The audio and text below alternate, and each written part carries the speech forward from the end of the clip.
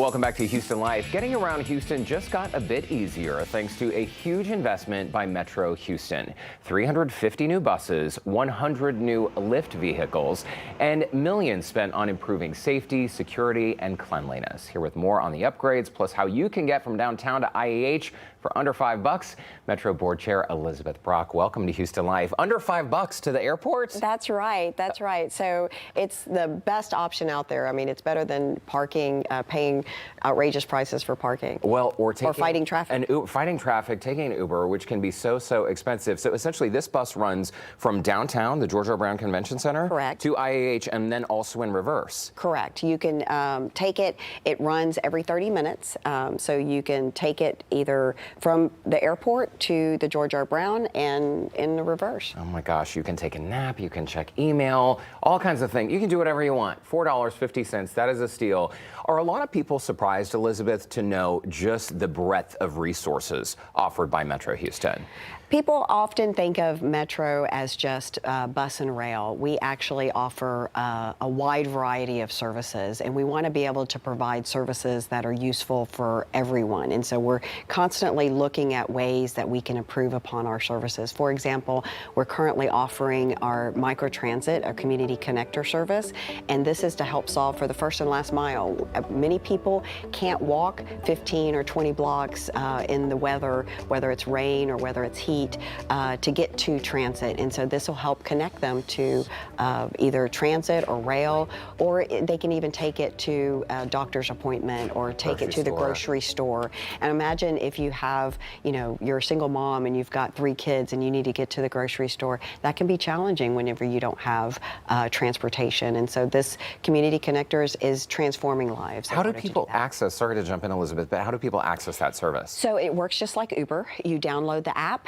and it's an on-demand service. You enter in your address and where you want to go, and it tells you whether that community connector is in service. Right now, it's currently operating in 2nd, 3rd Ward, the Heights, downtown, and near North Side. And a game changer for people who can finally get their frozen groceries home. That's right. That's right. Many people were saying that they didn't go to the grocery store on Metro because or buy frozen foods because by the time they got home, it wasn't frozen anymore. And now they can. Yeah. Now they okay, can. Let's talk a little bit about safety, because this is always top of mind, not just for riders in the system, but for all of you at Metro. So we have a couple of things going on. For example, we're decentralizing the police. So we are having substations around high crime areas or high visibility areas where we can have an impact, so that there's more of a police presence helping, and it's also mobile, so that way we can move them to where the crime is moving. So if the bad guys are moving someplace, we're going to go and set up shop there as well.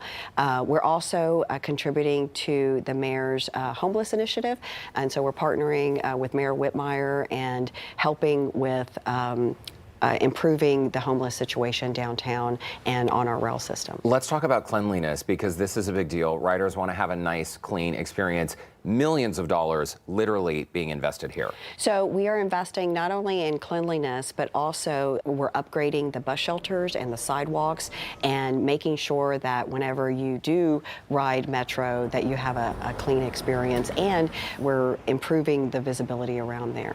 I'm glad you mentioned the sidewalk improvements, because I think a lot of people out there, if they're not riding a Metro bus or a train, they might think this doesn't affect them or impact them. You're making improvements not just to sidewalks and these public spaces, but also roadways. Yes, so the roadways also, because whenever you're traveling on Metro and the road is bumpy, that's a problem. But also it's a problem when, Metro is damaging the roads because the buses are heavier. So we want to make sure that we're contributing to mobility in general as a whole, keeping our traffic moving, so that way we have on-time performance. So when we say the bus is going to be there at a certain time, that we're actually there at the time we said that we were going to be there. And that reliability, Elizabeth, is key, right? I mean, you want people to get People will lose their going. jobs if they're not able to get their jobs on time. People won't take Metro if they're not able to get to where they need to be in a timely fashion. We want to be the not only the preferred choice of transportation, but the better choice for transportation. Accessibility is one of the cornerstones of Metro, right? No matter what someone's situation is, maybe if you have limited mobility or someone you love has limited mobility, there are so many options out there.